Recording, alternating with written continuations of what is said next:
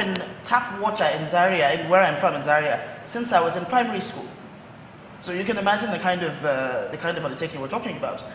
We have completed the treatment plants. Where we are right now is we're doing the pipes, the distribution pipes that will take the water into people's homes. Now that it's like I said, it's a huge, ambitious project. It's our legacy project, to be honest with you, when it comes to water supply. And we're feeding not only Kaduna but also the neighboring local governments.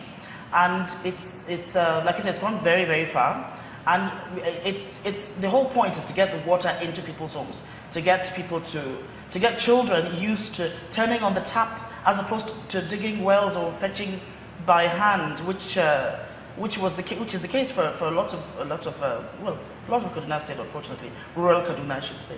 You know, Commissioner, I'm aware that that in the last budget, the highest ever amount ever spent on capital expenditure in the history of the state was spent, 59 billion. Is that right? That is correct. I want to ask you, you know, when you think of a port city, you usually think of Lagos, you think of River State, you think of some of these other places.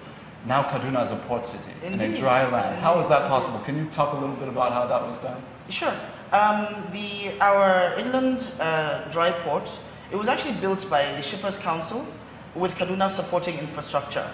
And it basically means that the dry port has all the facilities that any port would have. So you have the customs there, you have the shipping agents, you have all the facilities that any business owner or individual needs. It means basically that you can ship in and out of Nigeria without leaving Kaduna. So your container is there, your container will be moved to the water, to the ships where it will be shipped and brought back, but then you do your clearing in Kaduna. So it's actually a very, very innovative and interesting development that we're very proud of. Commissioner, I'd be remiss not to ask you about some of the allegations that have come from some members of the National Assembly, particularly some of the senators from Kaduna. Okay. Yes, allegations is what I said, yes. And, you know, they allege that there has been elements of nepotism, cronyism, and corruption within Kaduna State, that there have been funds misappropriated and diverted. What do you have to say to some of those allegations that have come across about the governor? Well, I would say it's unfortunate, you know, that, you know, when we started this, you know, we all believed that we were all partners in progress. And we set out with this ambitious infrastructure plan because the state needed it. At the time we came, we had less than 30% of the state-owned roads were in good condition. Less than 50% of the federal roads were in good condition. Less than 32% of our urban dwellers were being fed rural potable water into the homes, as you mentioned. Not to mention the power deficit, not to mention the housing deficit. So we needed to do this. We needed to start to go to work immediately in order to overturn the situation and realize this vision that we have of making Kaduna great again. Now, it's unfortunate that, you know, a lot of these allegations are fueled by political rivalry, by the wrong kind of sentiment. Unfortunately, you know, it's not a perfect, we don't claim to be perfect, but I do believe we're doing extremely well. I have to say that most of the allegations are baseless. We run a very open and transparent system. Our budgets can be queried at any time. Our budget is online. Everything, all our expenditure is online. So it's not difficult to track our expenditure and our budget for those who, you know, who have genuine reasons.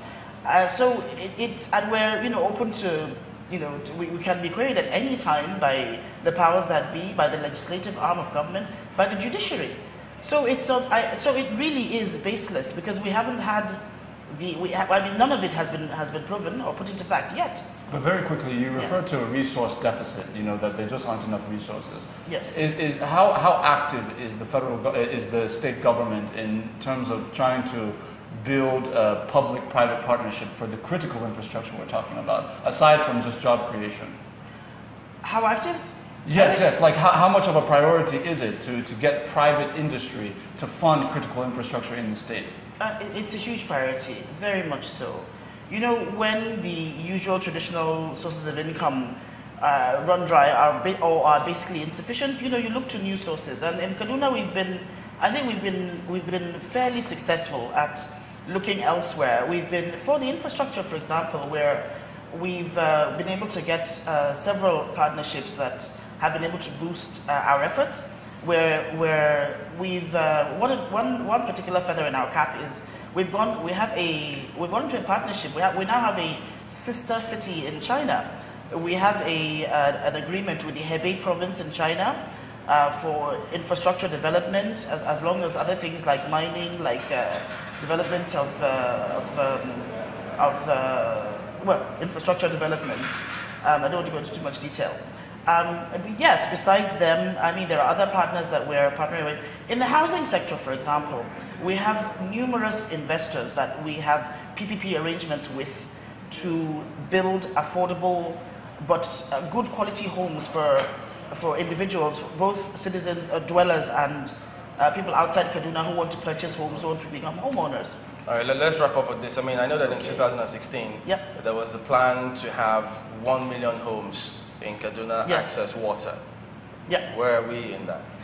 We've gone very far. We've gone quite far. Like I said, with the Zaria water project, it's gone very, very far. We've completed the treatment plants. We're at the distribution point right now. So after that, are you moving forward to the other areas? Well, it'll cover. Other than Zaria? Oh no, I mean it's because it's in Zaria, but yes, it will cover the entire state, and as well as local neighboring states as well. Oh, okay. Yeah, that's quite interesting. Neighboring states. Neighboring states, yes. Sounds good. All right, that's Balaraba Aliyu Inuwa, the Commissioner for Works, Housing, and Transport. Thank you for coming on, and all the best. Thank you so much for having me. All right, we'll be back in a moment. Don't go away.